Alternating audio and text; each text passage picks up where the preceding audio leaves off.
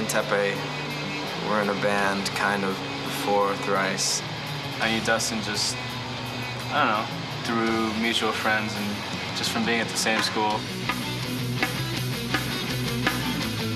So me and Teppei started playing, and he's like, oh, my friend Eddie, he plays guitar, kind of, and he said he'd play bass. I was like, okay. Actually got together one time in Teppei's living room, and both of them had guitars, and I think I had Teppei's acoustic guitar. We didn't have a drummer for a long time. So finally Ed was like, my brother plays drums in some bands, and maybe he would jam with us. But okay. Well, we practiced a few times, and I was having fun, and they never found anyone else. Eventually, Rye just kept playing with us, and someone offered us a show, and we had to think of a band name, and unfortunately, it was Thrice, and yeah, we kept playing.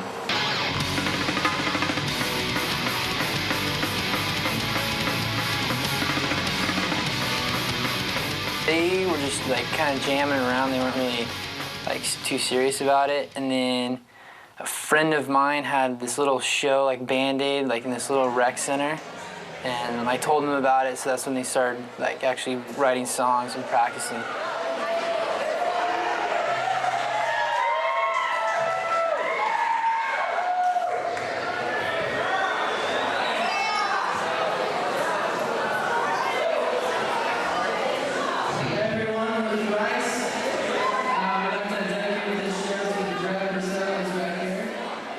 I remember making flyers for the show, and you had to bring a can of food, and you got in free.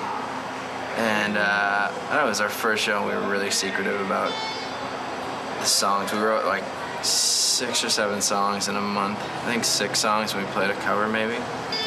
And we wouldn't show any of the songs to our friends, but secret, you gotta come to the show. No, I don't think so. I don't know, that was the show that was like 4 statues. They just stood there. No movement whatsoever. It was probably the most boring show ever to watch.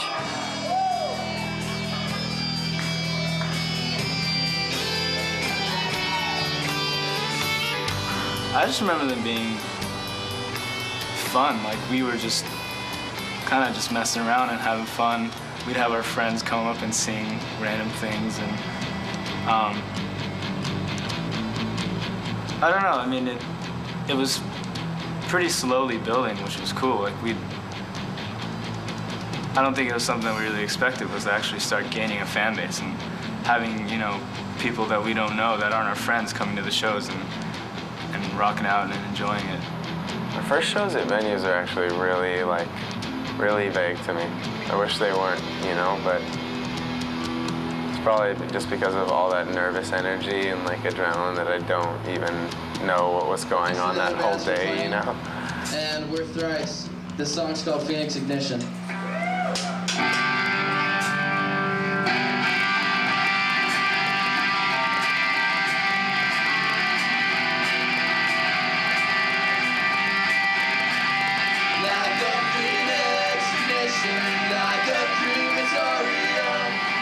I don't know, I just remember playing shows at Coos with Curl Up and Die, and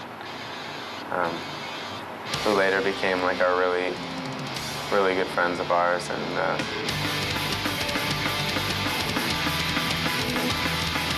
the studio where they were recorded, First Impression, was well, it actually wasn't a dump per se. It was just like treated like a dump. Like it could have been all right if it wasn't like a toilet inside. You know, there was cat hair all over the place, and it was just in this big warehouse, and they didn't really know what they were doing.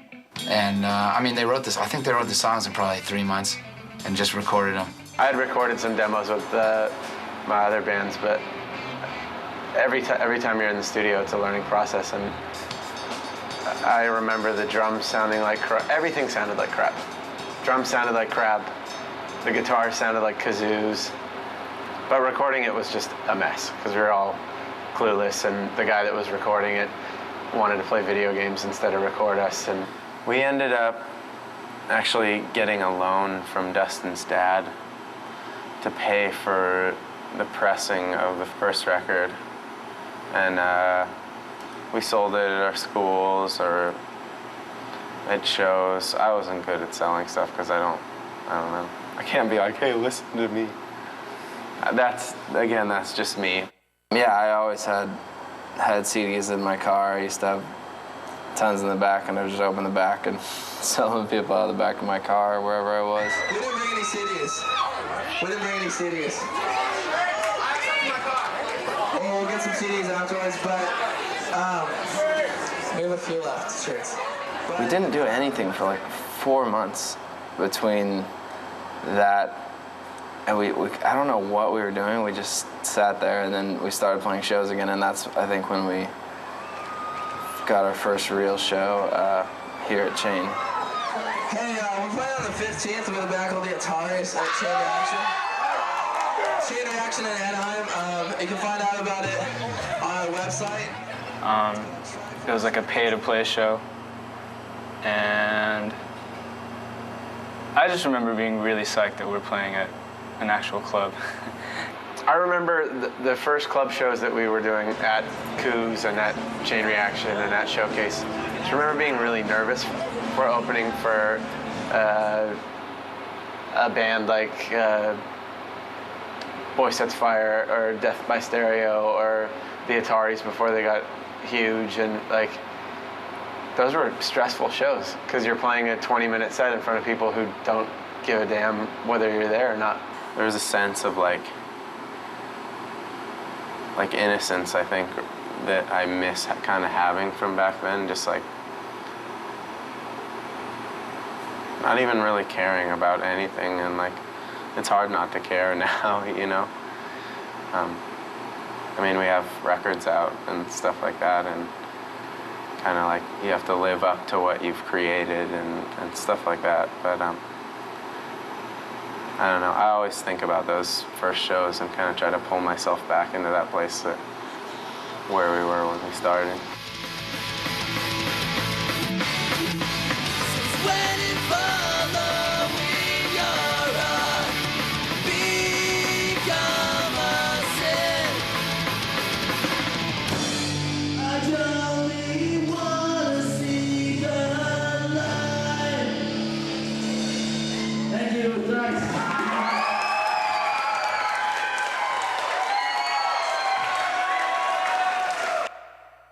Teppei, he's like an alien, I think. He's like really good at everything. He's like, oh, I'm shredding at guitar. Let's try the piano. Oh, I'm good at the piano as well. How about the saxophone? Yeah, okay. Yeah, got that one wired too. And like drums, like, I don't know. It's like anything that he wants to get done, he will get it done. He'll figure it out. Teppei lives and breathes for music. It's very... Right now he's learning how to play jazz piano, and that's all he does. And we have a piano in our house, and he has his headphones on, and he'll listen to things and figure it out, and he's learning how to read music and do all these crazy things, and he just won't stop until he's a master at what he wants to do. He's like really quiet and mellow and not very opinionated about stuff, but every once in a while he'll come out and like pretty much like lay down the law and like give you like insight on what he's thinking, and it's like spot on. Like, okay, and let's roll playback. Teppei is very unaffected and just kind of goes about life in his own special way. I was driving behind him to practice today, and he's just driving along very slowly at his own pace, and I don't know, I was just laughing because it's very, very like him. He's not in a hurry. Since touring in the band and being in the band, I think he's opened up a lot. Like seeing him here with his friends, he's still very kind of quiet and reserved, but then I go fly out on tour and he's just like talking, and he has all these friends and feels so much more comfortable around like the Coheed guys or the Hot Water guys, and he just like loves being on tour and I think he feels most like himself when he's on tours. The thing about Teppei that's really amazing is just there's such a really strong sense of like loyalty and honesty that he has with the people around him, and you can really sense, like with him and Jenna, you can absolutely like sense the love that they have, and it's really cool to see that. I picked up guitar, I think, around junior high. It was kind of just when I started really getting into metal and whatever. There was always a guitar in my house because my dad kind of played guitar, and so I'd always just kind of screw around with it, but I never really tried to play it until I think around like 6th or 7th grade. Took classical lessons for like, I think around 2 years. I don't remember much from classical guitar lessons, but I think that it taught me a lot of fundamental stuff that is still with me.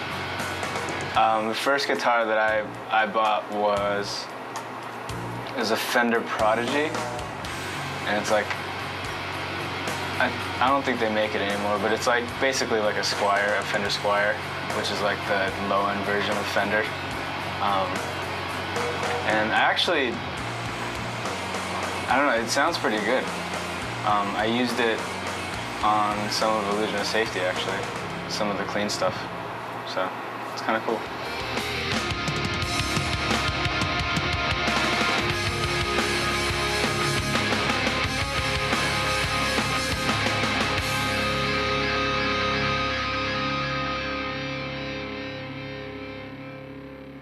Dustin used to come into was a regular customer at Green Records, where I work with Andy. And he was a regular kid coming in all the time, and then it turned out that he was in a band that would perform at the club that I book at as well. Eventually I ended up getting a job there, and I work a couple shifts a week. And I just talked to Andy all the time. I was telling him we were going to put out another record. And it got to a point where the band had decided that they wanted to go and record a proper demo and do it right this time. So we ended up pressing the first 1,000 copies with them and doing the mastering through them, and kind of just guided us through the process, which is cool. We recorded Identity Crisis with Paul Miner, who's in a band called Death by Stereo, as the bass player. I was excited to record that record, but I was also just as excited to talk to him about Death by Stereo and like find out where they got their inspiration from, and when their next show was, and what touring was like. And so it was fun hanging out with Paul and getting his perspective on what it was like to be in a band.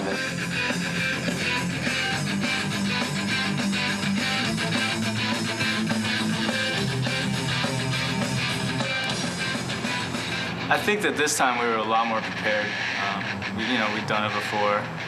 We knew that, I couldn't go in there with a crate, I think I actually had a proper amp this time.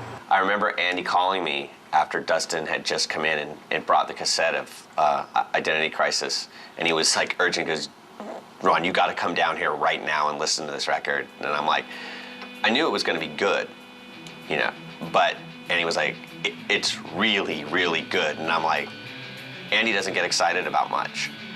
I remember Nick calling the store, and I was like, hey, Nick, Andy and I are going to put out the CD by Thrice, and it's so good, man. You got to hear it.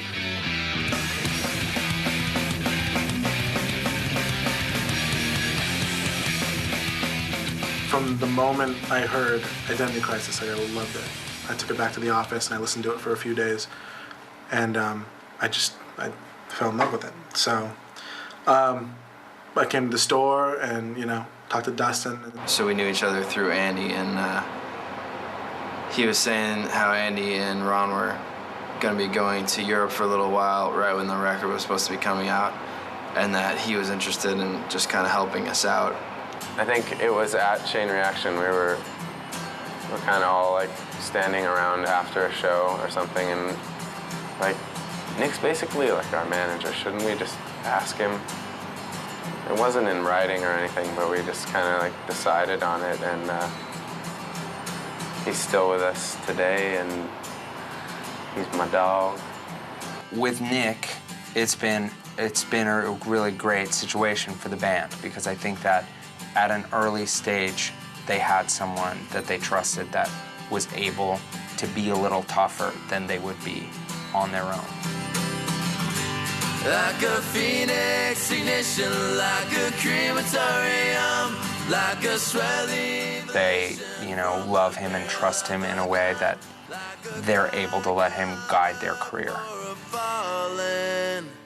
What Subsidy does is 5% of the retail price of each record is donated to a charity of the band's choice. So the band needs to be willing to find a cause that they really believe in, or have something that they really believe in that they're willing to give up a certain amount of money that they would have made.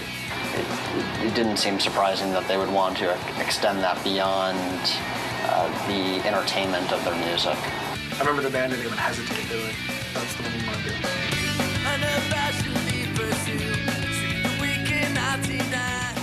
Sam I Am tour, it was a really good tour, but we were all bummed because it got cut short. I honestly didn't sleep at all on that tour just because I was so happy to be somewhere, and every 5 seconds I'd be like, hey Teppei, we're on tour, dude. Yeah, so on that tour we played our first and only, so far, date at South by Southwest in Austin. And Andrew Ellis, who's our booking agent now, was out there and he was gonna come to the show to check us out to see if he wanted to book us or not. We basically blew it and played like the worst show ever. They weren't very good. Dustin was getting like shocked a lot. He was at a place called the Red Eye Fly or the Red Eye Grill or something like that. And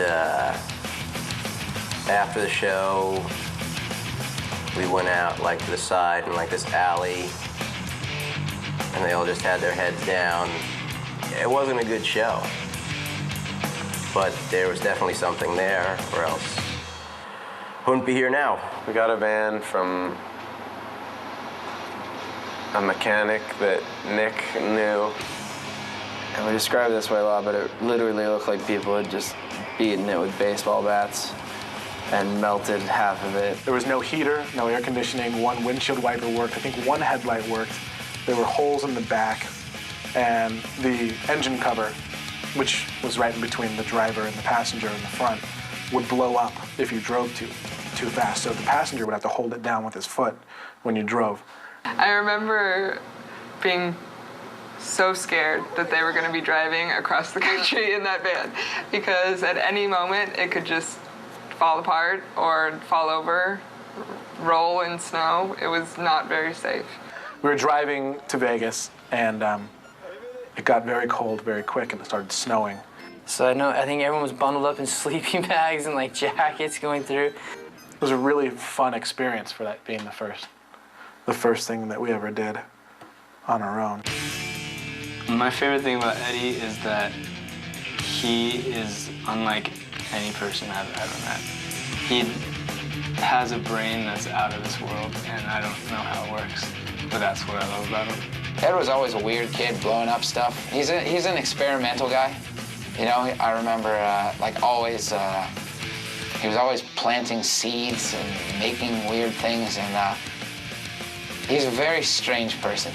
Yeah, Eddie was just always funny to watch. Like whatever he would get into, whether it's be like, whatever project it was, whether it's like, building a base or, making fireworks or whatever the heck he was into at the time, it would always be so intense. Like no matter what, you couldn't break him from his concentration. And it was always really cool to see that, type of passion and devotion to whatever it is that he's into.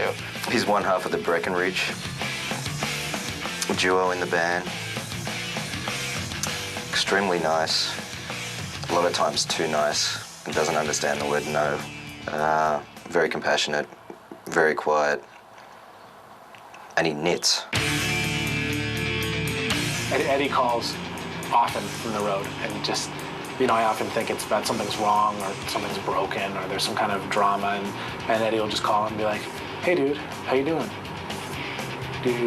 How's the surf?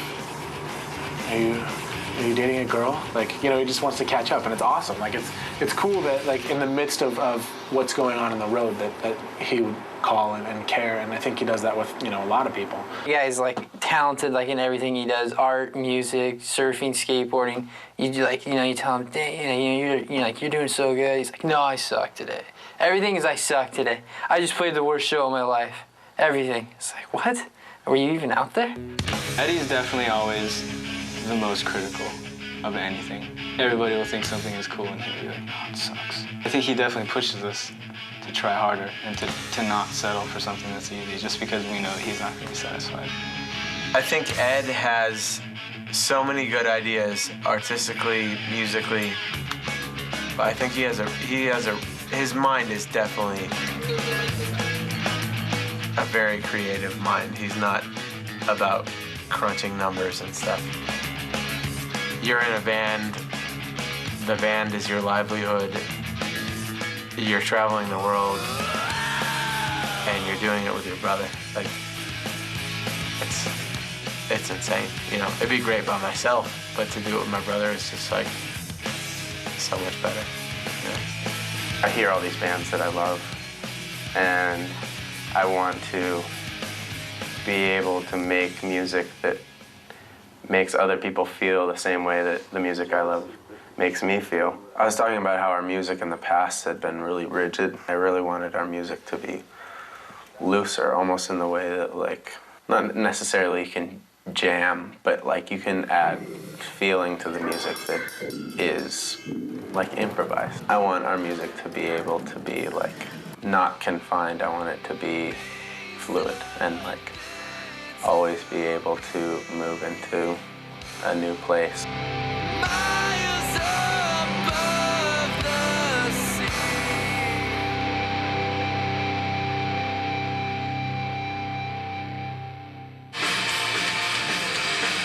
The first House of Blues show that we did in Anaheim, the biggest thing I remember about that was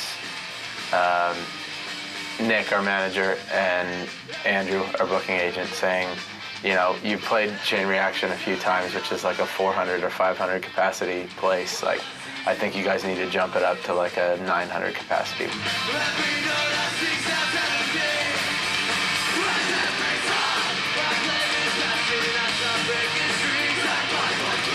Tickets ended up going on sale, and I don't know. It was like kind of a weird, like dreamy kind of point in the band where like we're realizing that something that we had done like just as friends and just messing around became something that other people enjoyed. It was really, really cool and also really, really scary because I felt responsible for like, the first time I really felt like responsible for putting on like our music and displaying it well, not only just for myself, but for other people.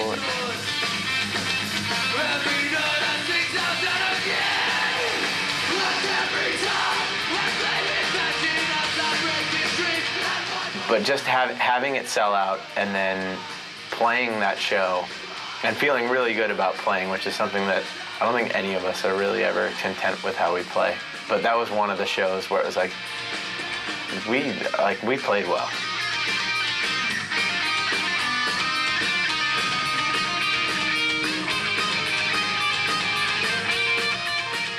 You could tell at that point that there was really something happening with the band and that they were really going to go somewhere, and the doors were wide open. We were looking for producers, and we remember that Brian McTurn's name was kind of sticking out on a lot of these records. Brian had heard Identity Crisis, I believe, was interested in certainly talking to the band, and was just like, you know, hey, send me some demos, let's see what we can do. So we took a little dictaphone tape recorder and put a shirt over it in the middle of the room and played some of the songs, and our PA sucked, so I had to like basically scream everything for there to be any vocals. So it just sounded like this big mess, and we sent it to him, and he was freaked out. Was heavier, and I kind of liked that it was heavier, but I wasn't sure that I was in a place where I could like take on another heavy record. So I remember sending Nick an email like, maybe you guys should do this with someone else, and like maybe this isn't the right match and all this stuff. And Nick wrote me back and was like, you're the guy, we'll get you more demos, everything's gonna be cool. The word for today? Saki. Airport. Saki. It says right on your cheek. Airport. We got to the airport, got our tickets, went and sat and waited for our plane, and ended up watching our plane take off because they changed the flight number without telling us. And so we're like, shouldn't we be leaving now? We're like asking someone like, where's our plane? They're like, it left. Sweet. So we showed up in DC in the middle of the night, and Brian said, just lay yourself into the basement and there's beds, go to sleep. And so we all went down there and got there at like 5 in the morning and went to sleep and woke up to this dude waking us up. He's like, hey guys, blah, blah, blah. And such a strange experience. Just, hey, I'm in this new house I haven't been in, and this guy I haven't met is waking me up, and I'm gonna make a record with him now.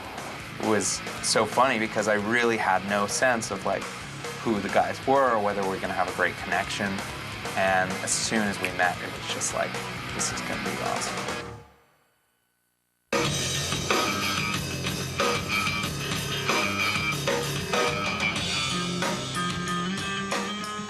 It was our first real learning experience as a band because Brian was really hands-on.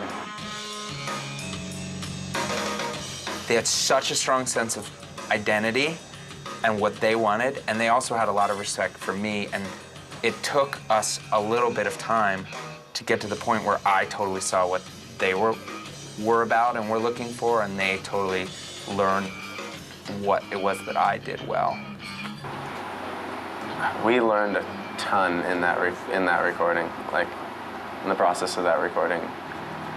That was kind of where we learned that songs are not about shredding, and they're just about sounding good and trying to make the emphasis on the song rather than a part.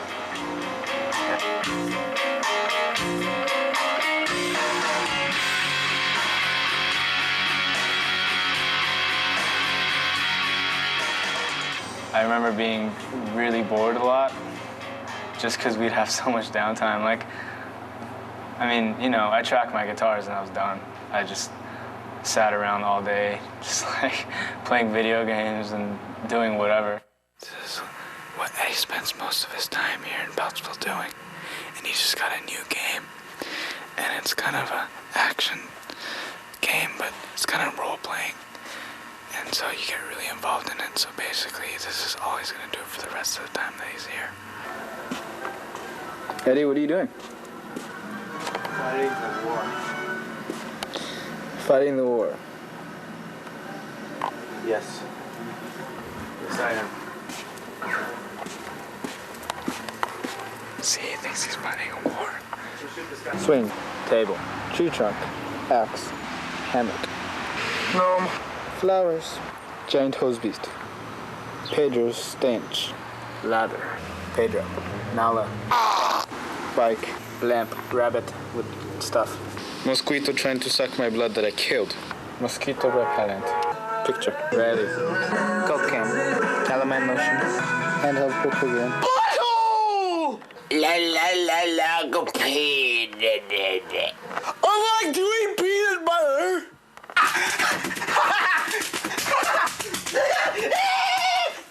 We're here in Maryland. How do you feel about today? July 12th. No? Sweet. What can you do?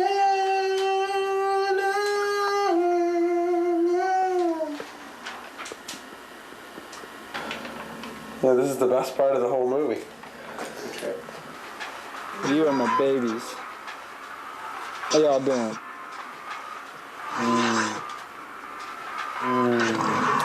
You sounded good. Good job. You play like a champ. A muscle.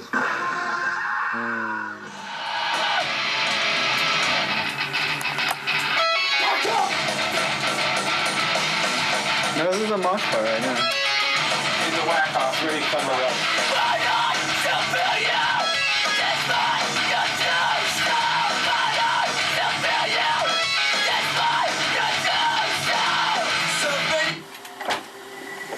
first half again. Dude, that is rock.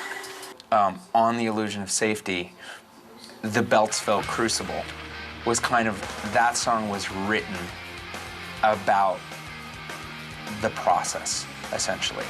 About how, you know, like, I think that Dustin felt like I said some things to him and pointed some things out that were hard to hear, but really were coming from a good place.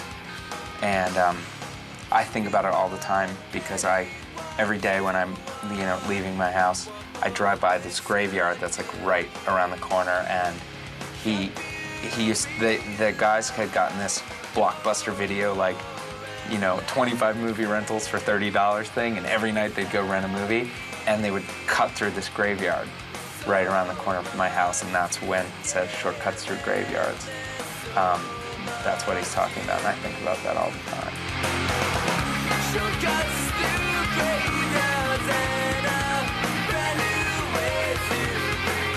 That whole recording process was definitely a huge learning experience for us. I remember hearing that we were maybe gonna get like a week or a week and a half or something of Take Action tour.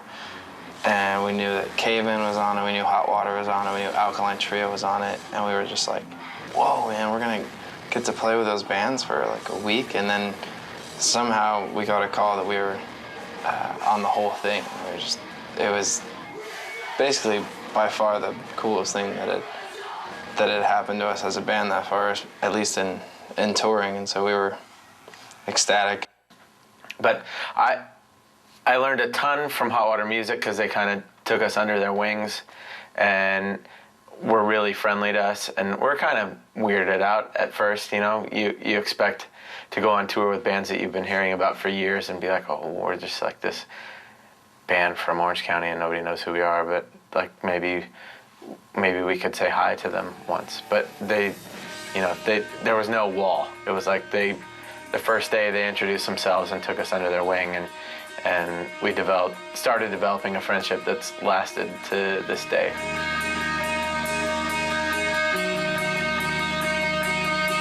You're around the same people, the same three guys, you know, for 24 hours a day, every single day for, you know, whether it be a month or 2 months straight. It's just, you have to learn how to deal with the people you're around. And, I mean, in the end, they're just as close to you as family. Hobart!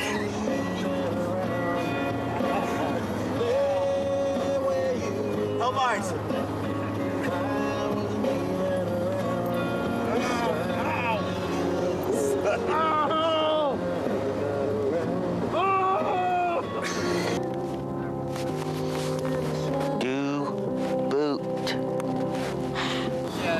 As you can see, life in the van does get a little boring.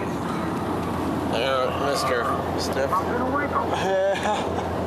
Hellfire. Hellfire and brimstone. Hey. We're in Texas right now. Teppei. They're in Texas, Teppei. Boris Leviticus. Yes. Hey. Screwed into the homeland, you know. Leviticus. Leviticus. Tell us some wisdom. Yes. Teppei's been asleep for about 10 hours now. I think he's addicted to drugs. The tour ended up being probably the best thing that could have ever happened to us as a band. Learning-wise, we learned how to play live music, how to treat other bands, and everybody was so cool, so genuine. All the bands were like just real people, and I don't know, we're like no different from anyone else, and I think when I went into touring, I was like, this is gonna be weird because there's all these like rock star mentalities and all this scary stuff, and not all bands are like that, and I think we learned that that's like the way that we are and who we want to be. And I don't know, I feel like we also made some long-lasting friends.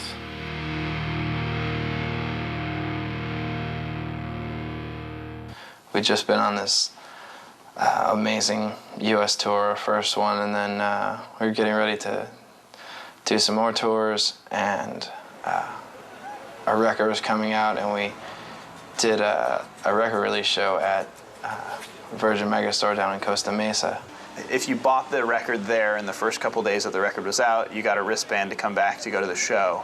And I remember driving down on the either the day the record was released or the next day with extra boxes of CDs in the trunk of my car because they had already sold out. I know, it was really exciting, and people wrote about it in the newspaper, which is really weird. I don't think anybody expected that many kids to show up.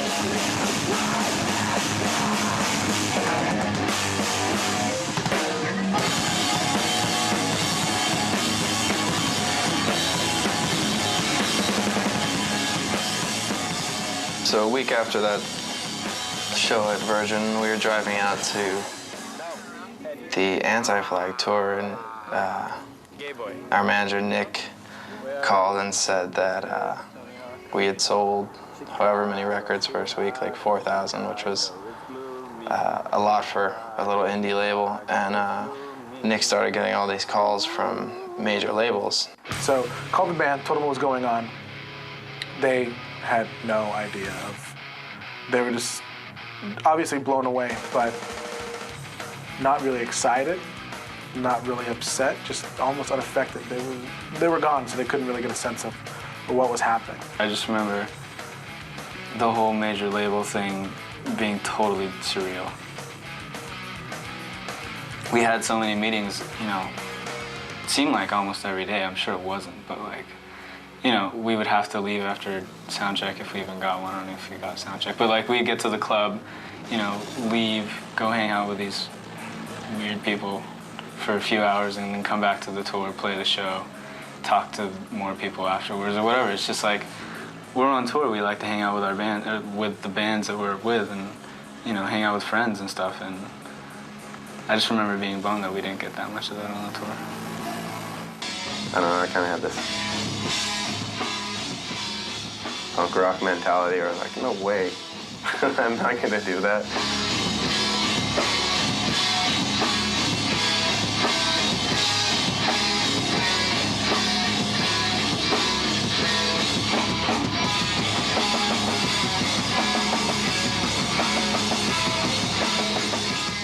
I don't know, Roxy was this big, like, LA show where all these, you know, people from labels were flying out to see us, and presidents of labels and blah, blah, blah, and like I said, that was just all so new to us and so strange.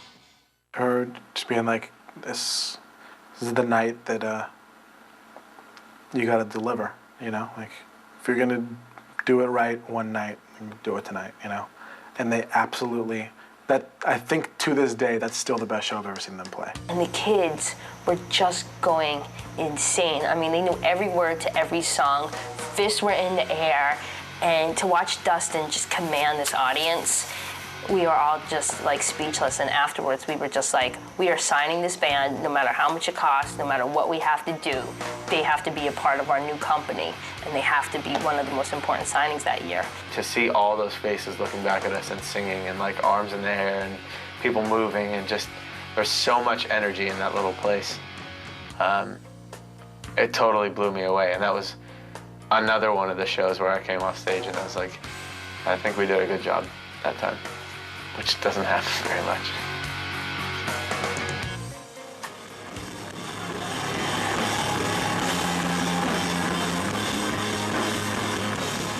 First night of the summer tour, staying at the Budget Inn in Needles, California.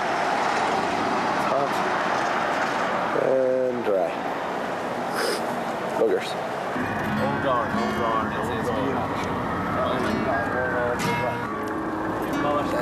You're still using the D minor with the keys. It's totally based around the A. Ooh. Peeing in bottles is an art form. I think we got pretty good at it. It's like, Yeah, what you got over there? it's definitely smart. I mean, 15 minutes at a gas station is like 15 minutes of sleep, so I don't know. I mean, we did it a lot. The way I remember it is we were the band in the van because Face to Face had a bus and Midtown and the Movie Life were sharing a bus. And that was kind of like, that was our first tour with any bands that were in a bus. I don't know where we are. Somewhere in Michigan. Some of the Face to Face fans that were kind of old school and diehard were not too fond of the Thrice. We saw a lot of middle fingers and some taunting from stage, but I think that was a tour where maybe we stuck out a little bit more. Meow meow shirt, meow meow. Meow meow shirt, meow meow. You want to own this shirt. Dreamcatcher. Peekaboo. There's some right here too. This lady's holding a tray of fruit up with her boobs. Gave us some shirts and clothes to wear. The same clothes, so we can have the same clothes every day on tour. Oh, okay.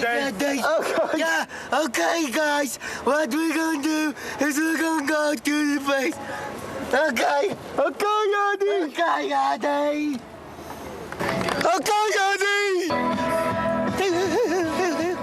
When we almost crashed in Wyoming, Ed was building like some sort of strange bird mask out of cardboard and duct tape that had this super long nose. It looked like one of the Slipknot masks, kind of, but it was all duct tape. If we did crash and like people were hurt, or if we all died, and imagine the paramedics pulling up and seeing like a bunch of guys laid out on the ground and then some guy in some duct tape bird mask. It's like, he had to have done it. He's wearing a mask. He maybe attacked them from the sky.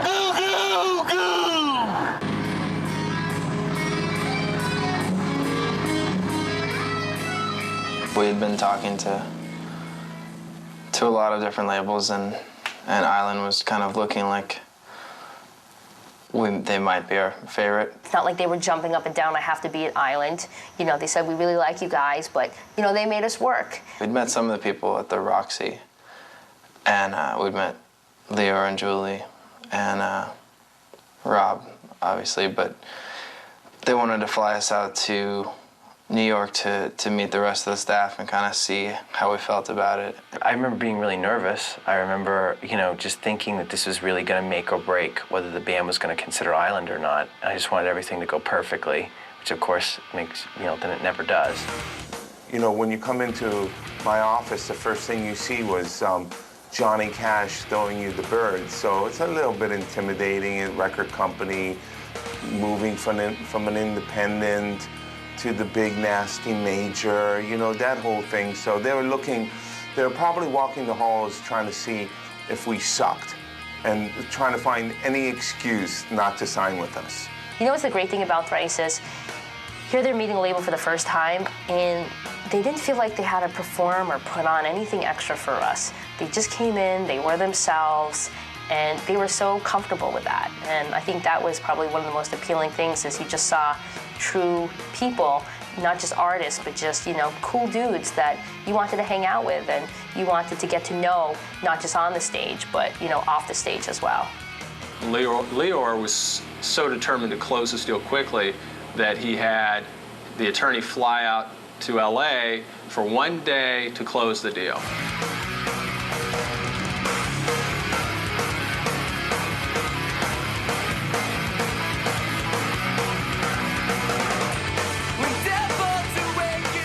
Things we did when they were on Island, just because Illusion of Safety had just come out, and it was such a good record, I want to make sure that it got its due, was we shot a video for Deadbolt.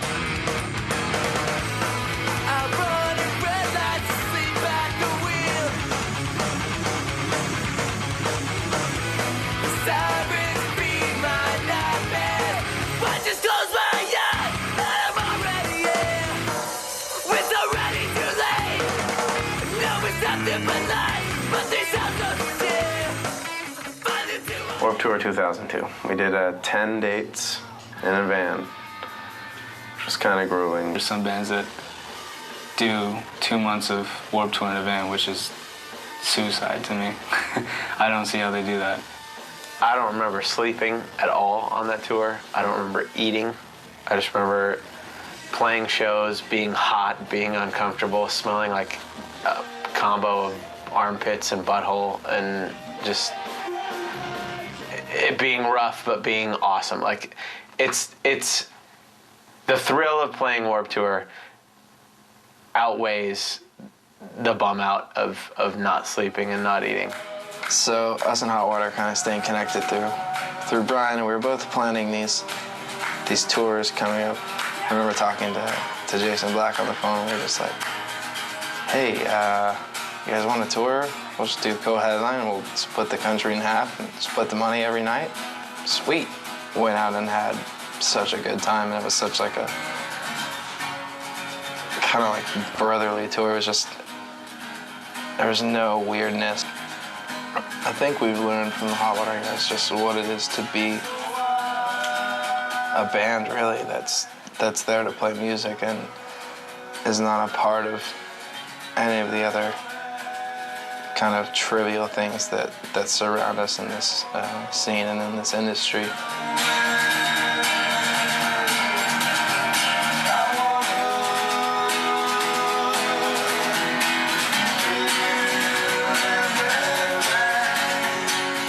That was probably one of the funnest tours I think we've done. Just some of the coolest people. We got to know Coheed on that tour really well, and they're some of my favorite guys ever on this world. And I don't know. I think that tour would be probably pretty hard to top. I think we all got to a point in that tour where it wasn't just about music and it wasn't just about touring. Like, we're friends, you know. You talk about relationships or like what you wanted to do when you get home, or family, just other stuff besides music. And I think that's when you know when you've really connected with a band, you know, when you're not talking about music or like pedals or gear or something.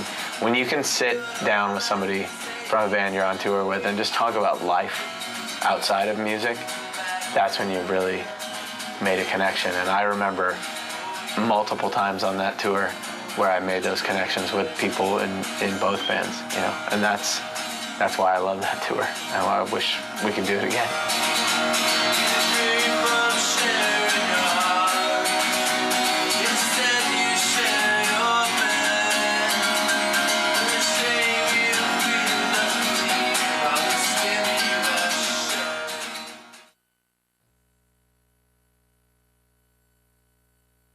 Riley's kind of like the straight-up no bullshit guy in the band. He kind of injects a good amount of comedy in the band, keeps it fun, but at the same time, he keeps it pretty serious. If there's one thing he takes seriously, it's Thrice, very seriously.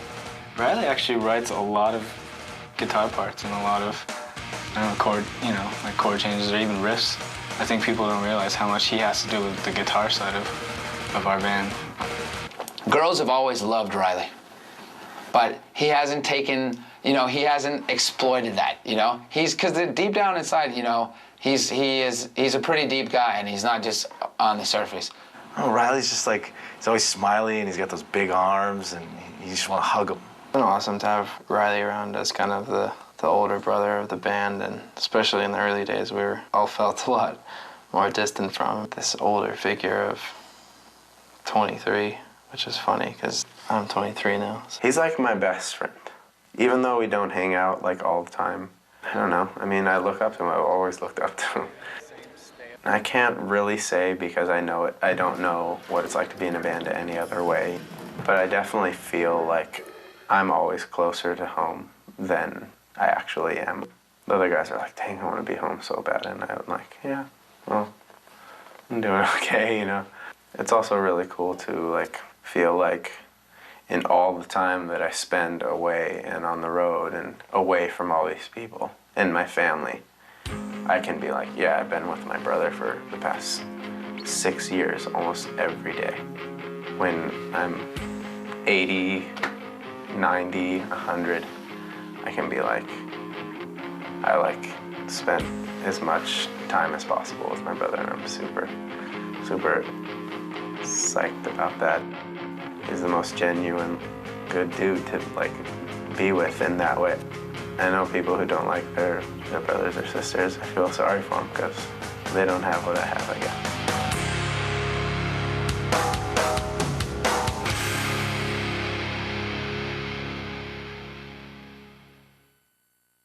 The artist, we came off the road, basically had a studio time already booked when we came home, and we're like, okay, you've got 3 months to write this record, which in retrospect probably wasn't the best idea.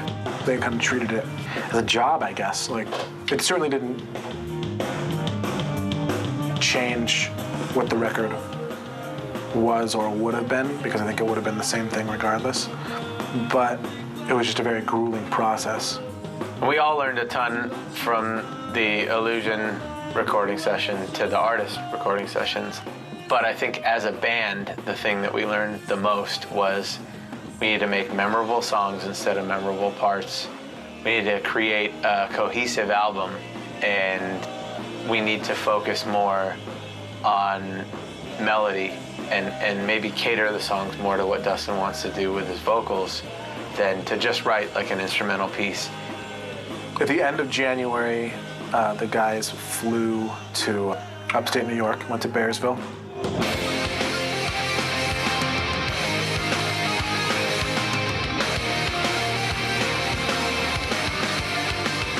They were there for almost 2 weeks in one of the most beautiful places I think I've ever been.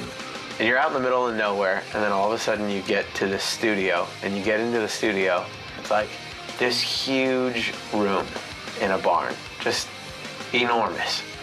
And you're walking through the halls of the studio, and you see like 10,000 Maniacs, Fish, Dave Matthews, and Blues Traveler, like all these insane bands that have recorded there. We were staying in like these little kind of like apartments that were maybe like a 5-minute, 10-minute walk from the studio. And I remember we just walk to and from the studio every day. Just being in the snow and being in the woods, and it was just such a cool atmosphere. And it was such a cool place to be making a record. We had Michael Barbiero, which was a real treat, come and help engineer. Like, for me, I could have done it, but I really didn't want. It was a big record for everyone, and I didn't want to get to Bearsville and feel like, oh my gosh, I'm worrying about anything except Riley feeling good, playing great, and sounding great. So I'm like setting up my drums in Bearsville. I have a drum tech. Brian is there. Brian's dogs are there. Michael Barbiero, who mixed And Justice for All and has worked with like Guns N' Roses and Whitney Houston and James Brown and a billion other people that I wish I could name. And this is the team, and we're making a record, and we're in this incredible studio. It was the most intimidating thing I think I've ever done.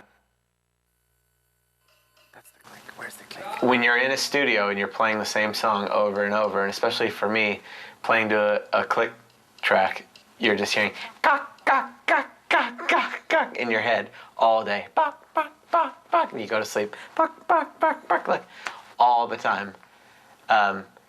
It'll drive you a little nuts. So I had some times in the studio at Bearsville where we'd either finish tracking or I'd have like a 2-hour break for lunch for tracking, and I'd mess around with my video camera and just do some really retarded stuff.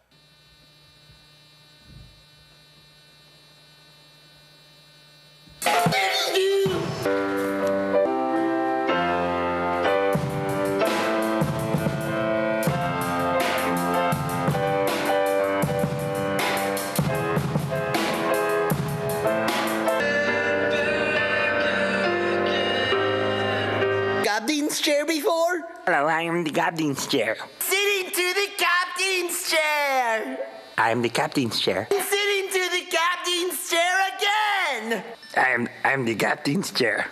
Again, he's sitting to the captain's chair! On the captain's chair. Nobody's sitting to the captain's chair. Good, I am sitting to the captain's chair. The captain's chair. Now the captain's chair is sitting to me.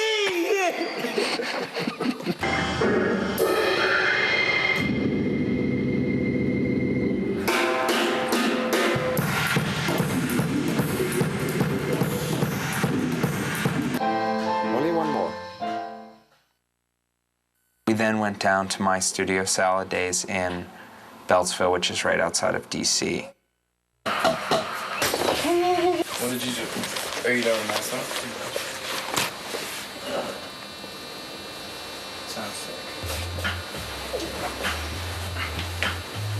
Right now.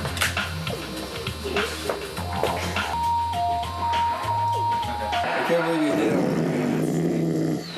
it. Slide down the hallway. Watch.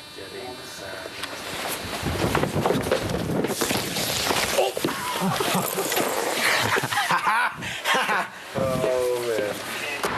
Gonna see what's going on in this studio. You like that, Teppei? Yeah.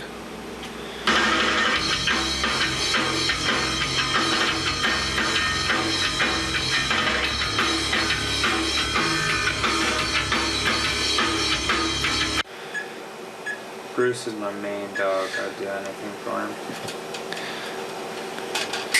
I'd do something interesting. Shut up.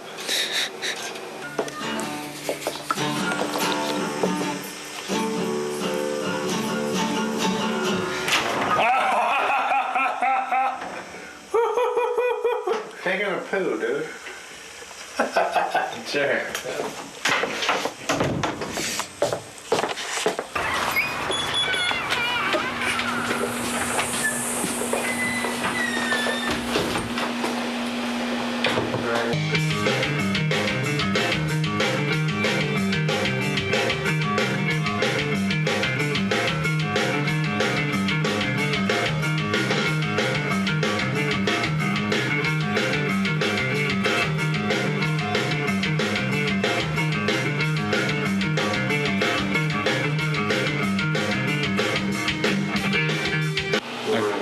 Yeah, sure.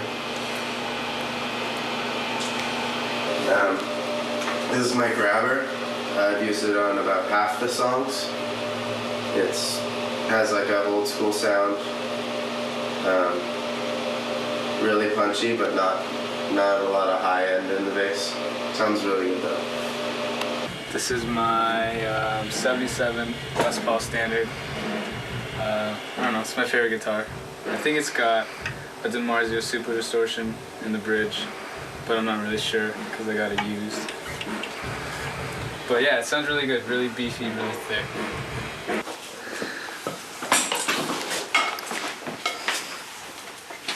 This thing is a drum robot that played all the really technical parts on the record. This thing, you just program it. You have a computer. It's like a calculator watch, and this thing plays all the drums for you. And I would just like eat a sandwich, and this thing would pretty much play the whole record. We're gonna take it on tour if we can find a case big enough. This is the German translator, because we're gonna put out a German import. All you have to do, flip the switch, all the lyrics are in German, go straight into the board, switch it like that, it's back to English. A lot of, like David Hasselhoff uses this for his records, and works for him. This is a solo robot, and he plays all the solos on the record. All you have to do is plug him into the wall. Tim's different and in what way? kind of rub him a little bit, and he doesn't suck. Right. This is a mug. These are drumming goggles. Yeah, they're drumming goggles. And the band in the movie Tron, I don't know if you remember, they wore these so you don't get stuff in your eyes when you're drumming, like notes and stuff. God, they're getting worse.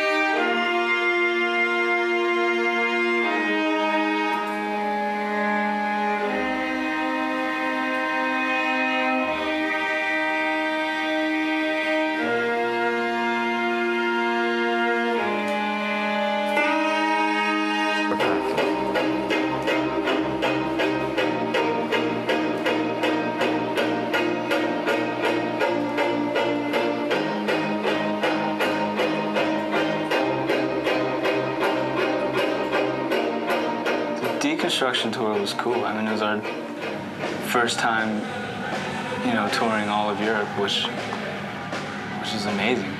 I don't know, I mean, just the idea of being able to travel, across the world and see all of Europe playing music, and because of your band, it's totally insane. It's awesome.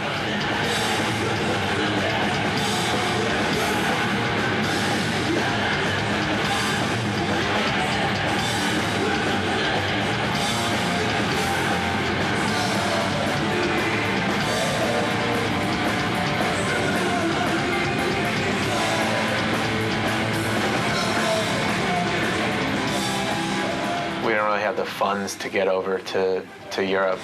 And once we finally did, you get there and it's kind of like starting over.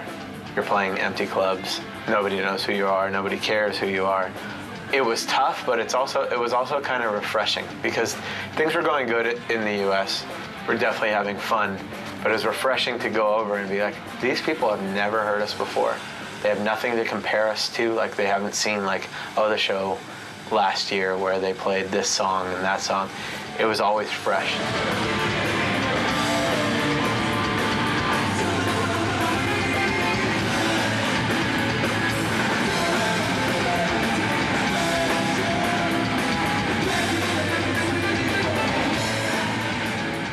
Touring Europe is very different than touring in the US.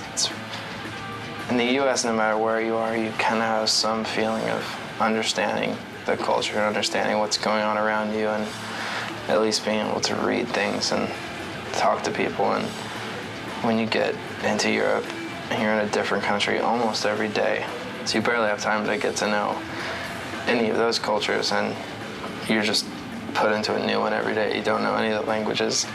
You can't call home very easy at all. I don't know, everything is foreign. It's just very much a feeling of not being at home. I think any of those places you could learn to feel at home there, but not in a day or two.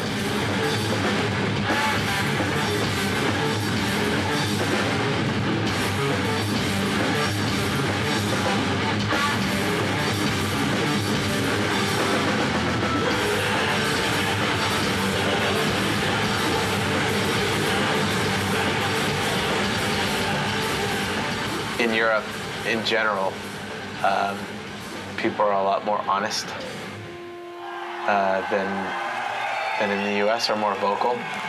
They'll be like, your last record you put out, Identity Crisis, it's good. Your next record you put out, it's, how do you say, maybe it's shit.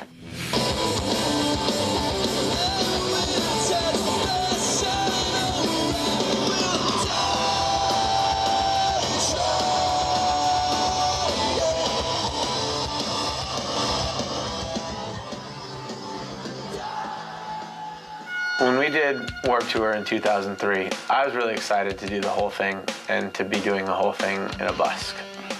It's a lot easier, and you actually get to enjoy being on Warped Tour. I had a really, really good time. I know everybody says this, but it's just like summer camp, like hanging out with your friends all day, just having fun, goofing around, whatever. And you play for half an hour a day.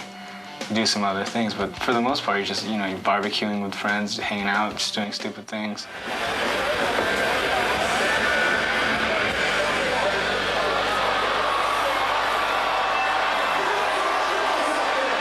The main issue, on every day of the Warped Tour, was the amount of press that the band did. And during that period of time, they did a lot of press. They would at least do probably, on the heavy days, they'd do at least 6 interviews and 2 signings. But pretty much every day, except for a few remote areas, they'd always do at least 1 signing and at least do 2 interviews or 3 interviews. I think it was in Washington. We were playing at the Gorge, and I woke up in the morning and I was going to take a shower and change my clothes because I smelled like butt. And I went to the bus and opened the bay underneath the bus. Went to grab my suitcase, which was really heavy. It had 2 months worth of clothes in it, probably 80 pounds. And it was stuck against something. And I'm kind of like bent over, all weird. And I grab the suitcase and I try to pull it out, and it doesn't come out. Andrew Ellis was out there on the road with him at the time on the tour, and he called and he told me, Riley's really hurt. And remember the guys they called me, they were very concerned. And I remember being kind of, not passive about it, but just kind of like, he's a tough guy, he'll be fine, nothing bad's really gonna happen. I was just like, screw this. So I went and like tried to rip it out, I grabbed it as hard as I could, and as soon as I pulled it out, my back just went, pah! And it was like somebody stabbed me in my lower back. I just felt like this super hot wave go all over my back and all over my butt. It was hurting him, but he kept playing. Played a few shows, and it was just getting like worse and worse and worse, and we ended up playing in Portland, and he was like screaming while he was drumming, just like yelling in between songs and while we were playing because it hurt him so bad.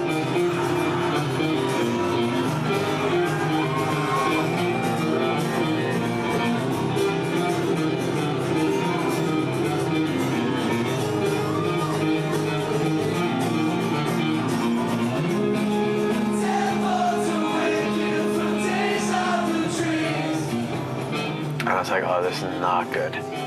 Not good. Like, this can't happen right now. Like, I can't have this go on and still have a month and a half more of shows to go.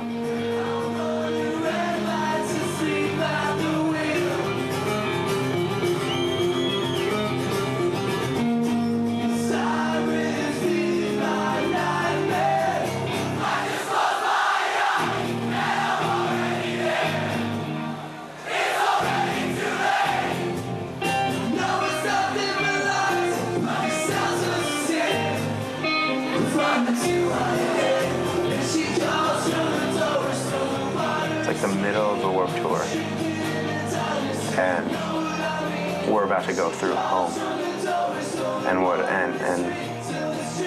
there's no way he's gonna play drums. He can't even stand. So he ended up not playing for I think 3 shows, and at that point it was just basically, not play at all or try and play without him.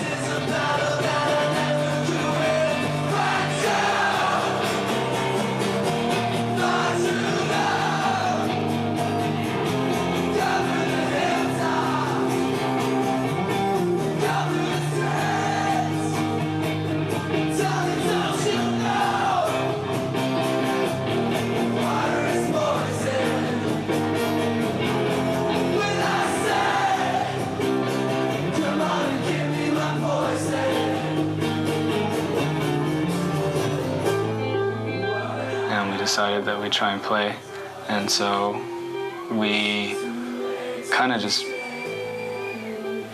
threw together this quick acoustic set basically, and played, and it actually ended up really cool. Yeah, so my head is spinning and I can't really think straight, which is why I can't really say much right now. But I don't know where I am or what day it is, or a lot of stuff happening really fast. The few days surrounding the release of the record was crazy. Probably some of the busiest days that I've ever had, and hopefully will ever have.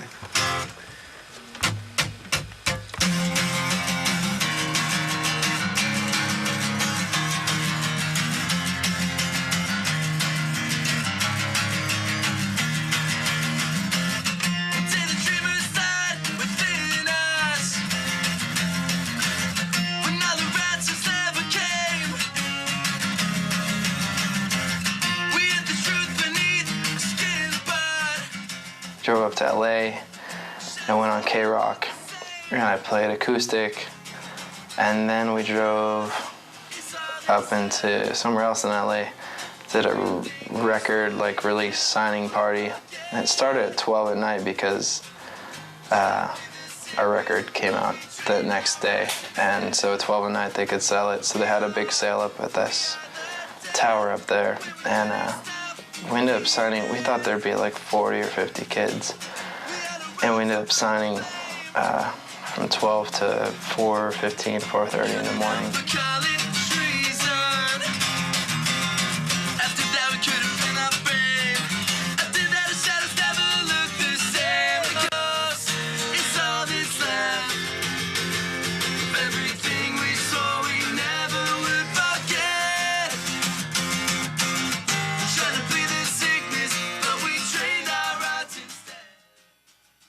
Drove 2 hours to San Diego, got our hotel room at 7 in the morning, slept till 9, woke up, went to another in-store kind of signing thing in, I think, Lose Records in San Diego. And then went straight to Pomona and played the worst show we've ever played. But I remember literally finishing the first song and looking at the set list and seeing like 15 more songs and just being like, holy crap, how am I ever gonna finish this show up? Got in the morning, everybody was still dazed. Got them back to the tour bus and they all went to sleep. Then I think that's when I begged Kevin Lyman to put them on later in the day so they could actually sleep.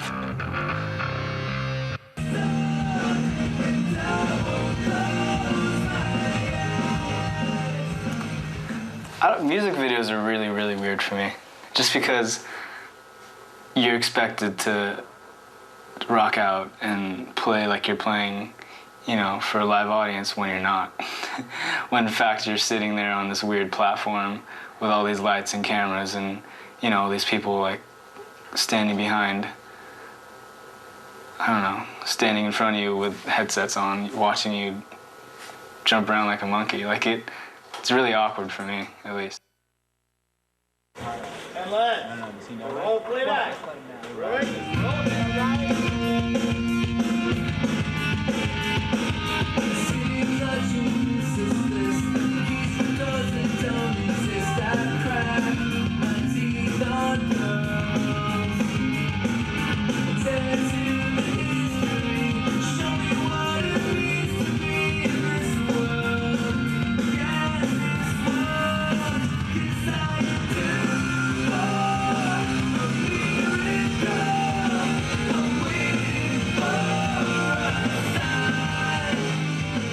Dad got on film. I was trying to sing the part where had the copier. I was going by and I would look up and the copier was dying. Every time we tried to do it, like we'd get through half a verse and it would just like cut out. And I don't think you could notice it. This was all cut together well. And we had the thing where we had to play at super fast speeds. Because in the end, the papers were falling in slow motion. And if you played it normal and they threw it out, they would just fall and not look very cool at all. So they had us play it something like 3 times speed.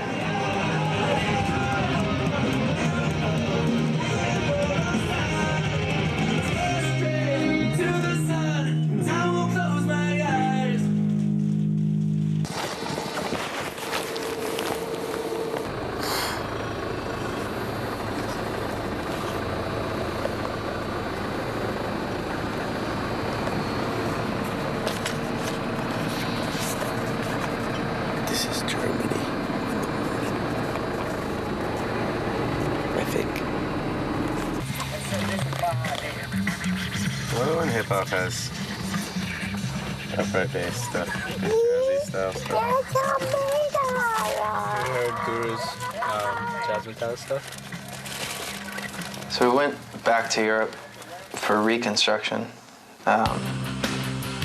which was with NoFX and Rancid and Bouncing Souls were on part of it, if not all of it. I don't know, it all gets really blurry to me, but we were doing some festivals too, like this thing called Pukkelpop in Belgium. We got to see Damien Rice play out there. Just ran over this tent. We're like, hey, Damien Rice is here, just all by himself, and that was really fun. And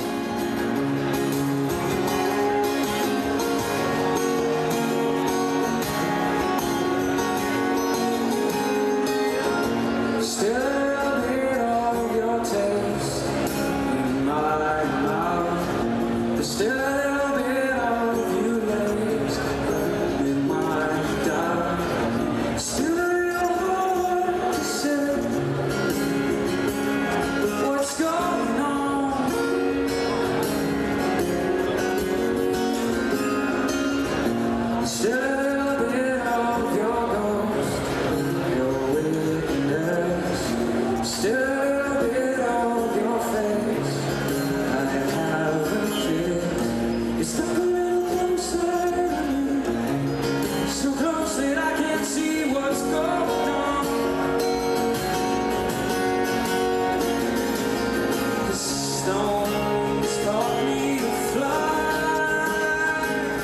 Polizei på bildækkene. Vi gør opmærksom på, at tobaksrygning på bildækkene. Danger is here. To run down to the rectangle, you're in the right place. We're in Norway, and there's a gang called Noted, and they can only go out one way, and it's right here.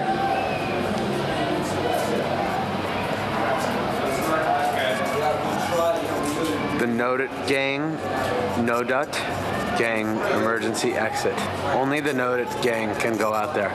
Not the Crips, not the Bloods, just the Noduts. Noted. It's like donut, but not really.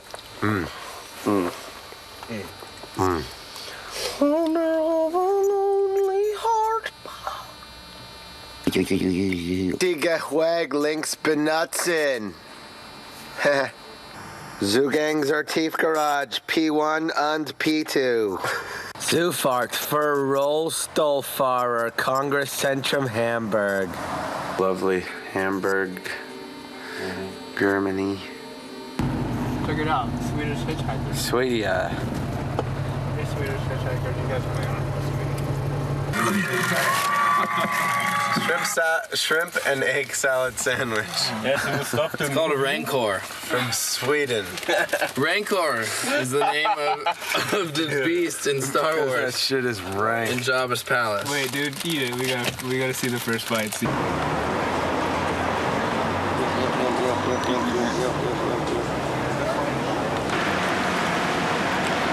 This is where I would live if I was a German ruler.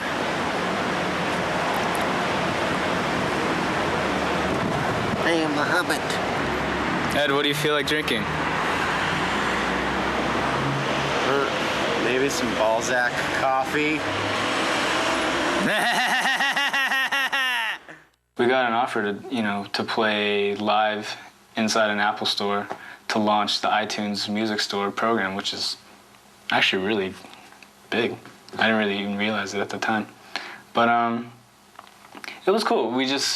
I felt a little unprepared just because we kind of just slapped the songs together, and I don't know, whenever we do something, we always imagine this like grand, like, I don't know, we're gonna make these songs sound so cool and so different, but we ended up not having that much time to really rework them, so I wasn't totally comfortable with it, but I think the songs came out cool. So, what we're gonna do is do 2 sets. We're gonna play a couple songs for you, like 5 songs, which we're doing anyway, and then if you guys could leave quickly and peaceably, and then we can get everyone a chance to see it. They're so heavy and there's so much power in what they do. You never even think that a band like this would either could or would want to do it acoustic. But when you hear these songs acoustic, it's like hearing these same songs for the first time. It's like a completely different reaction. It's a completely different emotional response.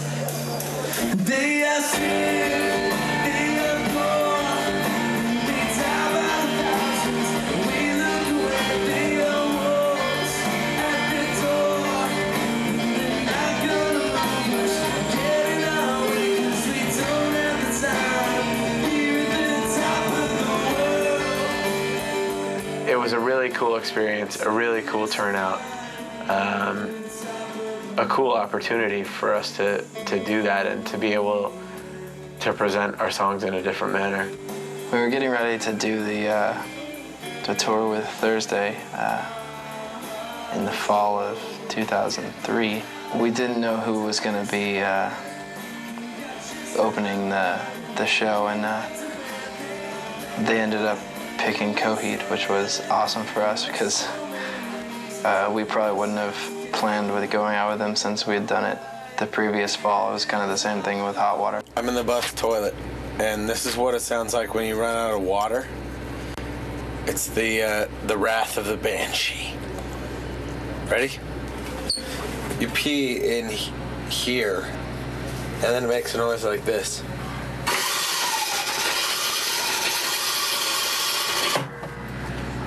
It's The Wrath of the Banshee. And I just woke up and I found some of the worst graffiti ever, so I'm going to show it to you. Hold on. This is probably the guy who does the graffiti. So I just going to check out his work. Here you have the graffiti. It says Chico for life. Bitch. Pretty good, right? And over there, that's Chico. He's just checking out his work, thinking about new ideas.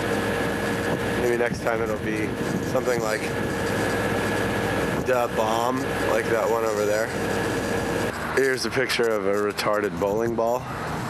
There's one of those things. A fish with a ski hat and a beard. That either says, fuck Bob, or maybe it's something in Farsi, possibly. Attention to detail. I really thought that those were bricks before I got up close and realized that, hey, it's just spray paint. The bastard child of an H and an M. Here's the bomb up close. Elroy.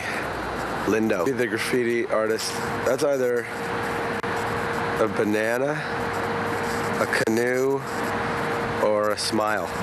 So maybe the whole building is happy.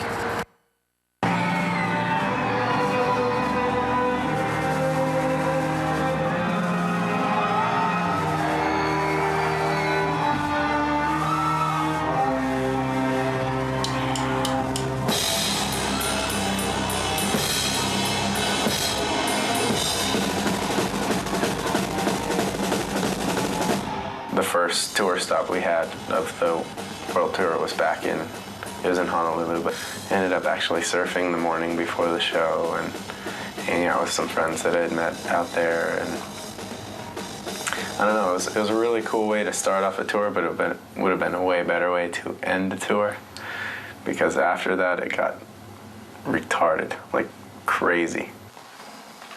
We had been planning to go to Japan for a while and to try to get to Australia. And we also wanted to get back to Europe to try to do a headline tour. And we ended up combining them into the first Thrice World Tour. One of my favorite places I've ever been, Japan.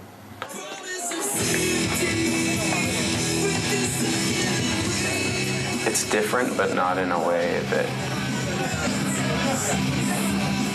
is like bothersome in any way. It's like awesomely different. What was your impression of Japanese audiences?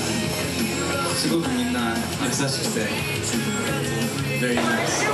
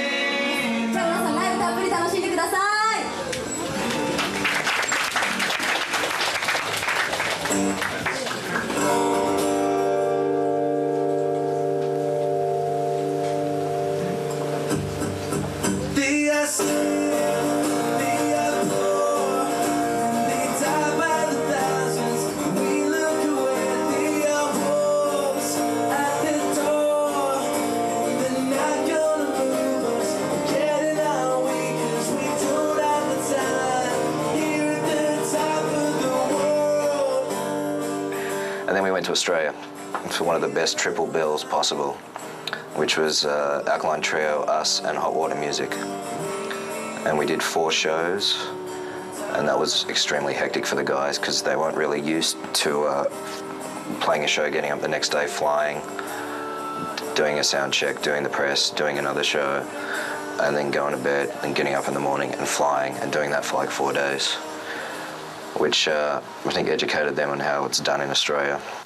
Australia was pretty overwhelming because the shows went really well and everybody was singing all the words, and it felt like basically like a home show every night. And we weren't expecting that at all. 28-hour flight from Melbourne via Bangkok and getting off the plane in the morning and having our tour bus be like an hour late to pick us up, or an hour and a half. Then getting everybody on, going to do a gig that day in front of like 2,500 people at the Astoria in London, where this was like the second time I've seen the band extremely, extremely tired. Our gear not showing up on time and then eventually getting there. Basically that London show they did, they were amazing. But then after we got to London, we did a headline tour and went up to, played Sweden and Norway and a lot of places we hadn't got to play before.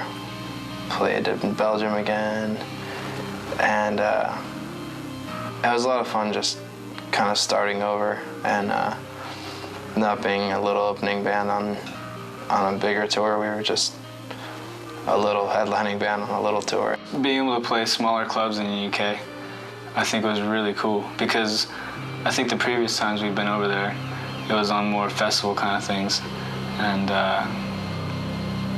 I don't know, we just didn't know what to expect, you know, playing in clubs like that, and I think that the crowds were really good. We had a really good time playing the shows. Late night breaks, I hear the tires squeal. Red light can't stop, so I spin the wheel. My world goes black. We had met Poison the Well a couple random times earlier and had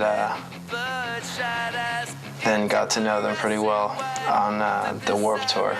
And we planned a tour with them, and we took them and a band called Moments in Grace and Darkest Hour and Vox, who had also been out with us in Europe. We were back in a van for the first time in probably about a year. So it was cool to be back in a van, out with friends, and just really enjoying ourselves. It's not showing up. He's throwing up? No, it's not showing up outside. That's because the fucking lens cap is on, jackass. Did you have the camera? You still have it on? Yes. Play me a song, mate. All right, this one's my men at work. Play me another song, mate. All right, this one's by Jet. Play me another song, mate. Play me some AC/DC. I don't understand this at all. Two hot girls in towels hanging out with a married guy and a 49-year-old Australian guy. Married. That's also married.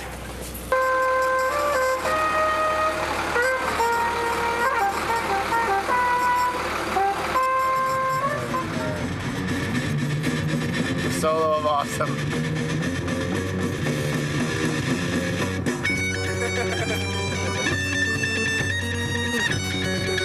There was a lying guy inside. A lying? Oh, I thought it was a bug. Alright, I'm gonna tape when it looks like he's gonna do it. Show me pulling his pants up. It is Australian, don't mess with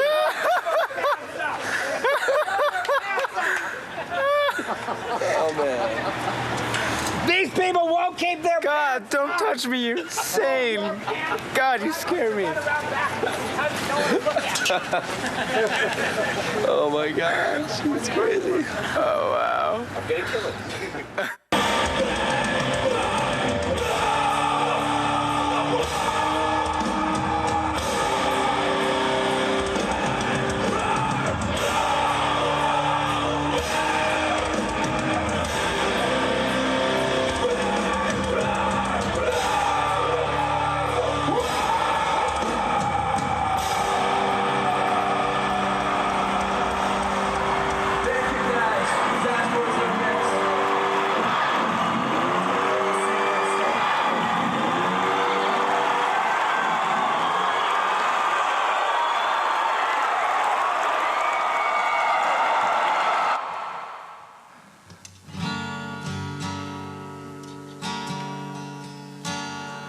They play that turn teller, all the hounds will start to roar.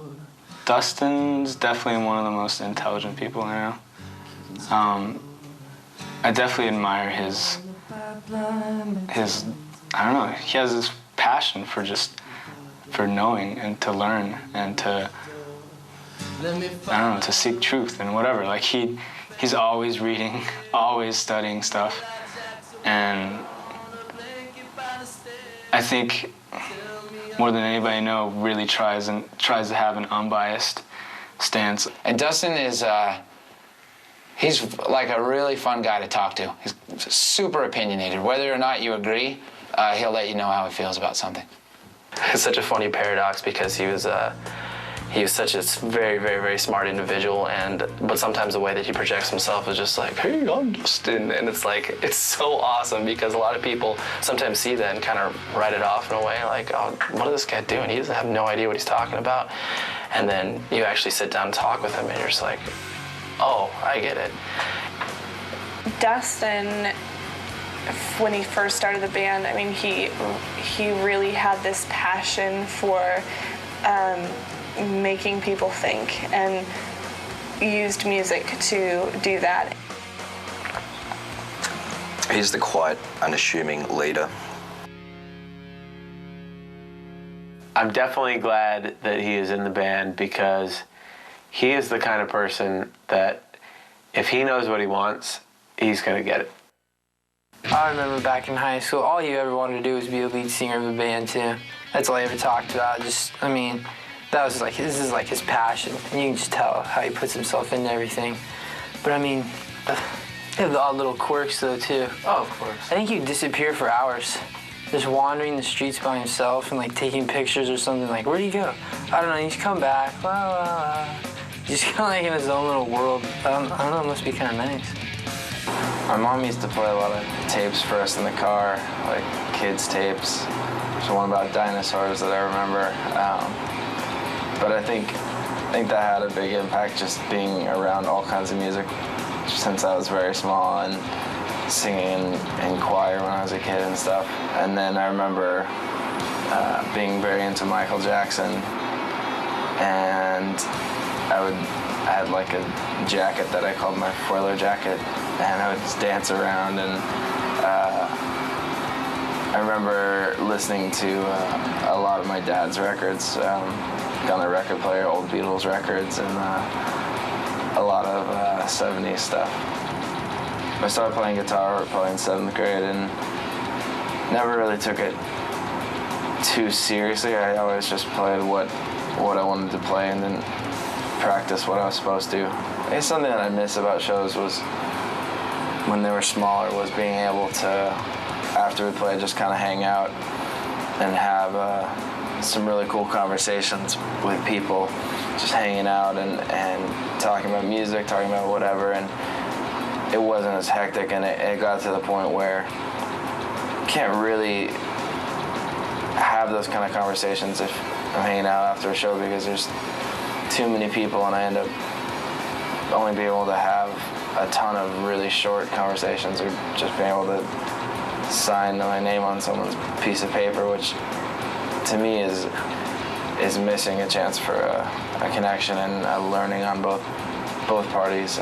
It's not really, I guess, normal sense proud, but more grateful that I've been able to be a part of something that's changed people's lives. And when people have come up to me and then like, your song helped me through this really hard time, when I definitely don't take credit for it, but I'm grateful to be a part of that change.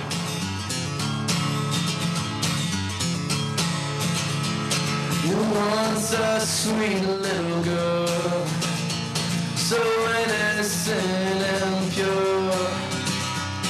Your eyes were open and sure, and you wanted to look right in. I think from the beginning, we've had very, very honest and just good people working with us. There's never really been somebody that we've kind of let into the family that, like, oh, that guy's a little sketchy, you know? Or, yeah, I don't know, that's not gonna work. I mean, it's the band, it's Brian McTernan, It's Rob at Island. It's Andrew. It's Nick Bogardus. It's Kenny. It's Brent, you know. It's Dave who does the website. It's like, it's a really close-knit group of people. I think that Rob, our A&R guy, is definitely one of the coolest A&R people I've ever met. Andrew Ellis, our booking agent. Probably one of the nicest mean dudes I've ever met in my entire life. I don't know. He another person that's totally honest, brutally honest, and I know that he is there to fight for what's best for us. I'm glad that we're not with like some fancy guy that's like, oh, well, I managed Stripe, pal. You know? Like, I don't need that guy. I need Nick, who is my friend, and I can talk to him about my personal life, or I can talk to him about band life, or anything. Like I said, I think when we recorded Illusion of Safety, I think that was one of the biggest growing experiences that we had as a band. And Brian was basically the cause of that. He's seen it, he's done it all, and he knows a lot, and he has a lot of really good advice to give. And Nick Talek for babysitting us on the road, and us for babysitting him. We're lucky because I can't imagine working with anybody else as far as a manager, as far as a booking agent, as far as an A&R guy. I think that we have a really solid team, and I don't know, I think a lot of people kind of get caught up with the wrong people and get screwed over, and we've been really, really lucky. I don't think Thrice ever changed. I think they are still the same four guys that got in this because they love music, and you know, they're great musicians. I don't think selling 70,000 or selling 320,000 changes the way Teppei gets on a stage and picks up that guitar and just kills it. You know, when Dustin is up there rocking out, I mean, whether he was playing in front of, 200 kids or 1,000 kids or 2,000 kids, I think he still gave the exact same performance. I mean, I just saw them play at Meriwether Post to thousands of people. Seeing them now, it's like the same people that I met in my basement that first day. They're humble, they're caring, they're like, most bands you go and talk to, and all you do is sit around and talk about all the shit they have going on, how cool their band is. And the Thrice guys, they want to know how my wife is, and my dogs, and like how I'm doing, and making sure I'm not working too much. And I think that the larger they get and the more people that pay attention to them, the more that they appreciate, like, hanging out at a barbecue or, with all their friends and just appreciating what they have at home. And not very many people do that. They're just constantly wanting to go out on the road and, be part of the flashy lifestyle where they're just like, road's awesome and everything like that. But at the same time, I look forward to being home and experiencing everything that I have there. So. They've always maintained the same vision they had when they first started.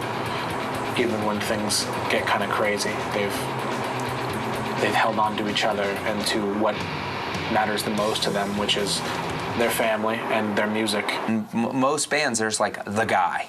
And I sit in pre-production to like maybe deal with the whole band, but usually there's the guy.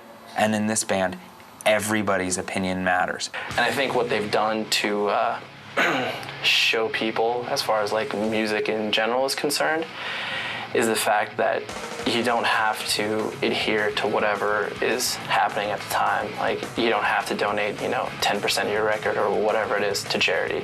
You don't have to have a highly interactive website where you're able to talk to, the kids that are into you. You don't have to do a lot of these things that they have, but they have chosen to, because obviously that's a more rewarding experience than just being completely disconnected from the crowd that you used to know. I don't know, like when we started the band, we had absolutely no intention of, making it or, doing this as our job at all. I don't think it's worth playing it safe in a lot of situations. I'd rather try to get the most out of what we're doing and try to play for as many people as we can and have the money to make the best records that we can. And I don't know, there's a lot of people who would, I think, make decisions for reasons that are not their own, for reasons of what people would think of them and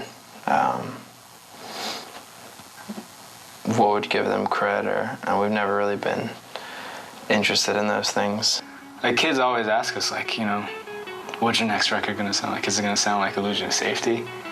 You know, or is it gonna sound like Artists and Aliens again? And we're like, no, not at all. Like, and they'll be like, well, hey, we should, because that was a good record. Well, it's like, cool, thank you, that's great. And I love that you like the record, but it would be cheating ourselves, and I think it would be cheating our fans if we wrote the same record again, just because it'd be, I don't know. I think it's easy to do that. As a career, I think we just want to be able to keep making music and keep playing shows, and whatever it takes to do that is one goal. But the bigger goal, I think, is to challenge ourselves and to make music that's exciting to us, and that's capturing the things that we love about music and the things that we're really being affected by in the music that we listen to at that time. I think that for us, our tastes are always changing. Like, the stuff that I've listened to since, you know, Identity Crisis or whatever is completely different. Even from Artists and Aliens, it's pretty different. Like, my influences and the stuff that I listen to and the stuff that I admire and like. And I think that's true of everybody in the band. And I think because our tastes are always changing, I think that our sound's always changing, which is good, because I definitely never want to write the same record over again. I think more so than ever, we're kind of in the mindset of where we were at when we wrote The Illusion of Safety, and that we just want to make something different. Late night breaks, I hear the tires squeal. Red light can't stop, so I spin the wheel. My world goes black before I feel an angel lift me up, and I open bloodshot eyes into fluorescent white. Flip the siren, hit the lights, close the doors, and I am gone.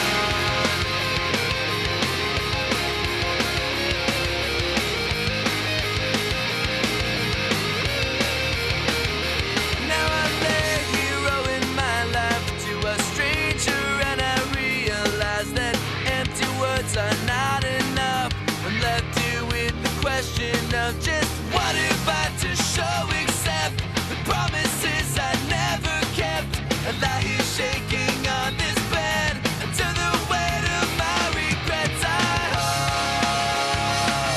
that I will never let you down. I know that this can be more than just lights and sound.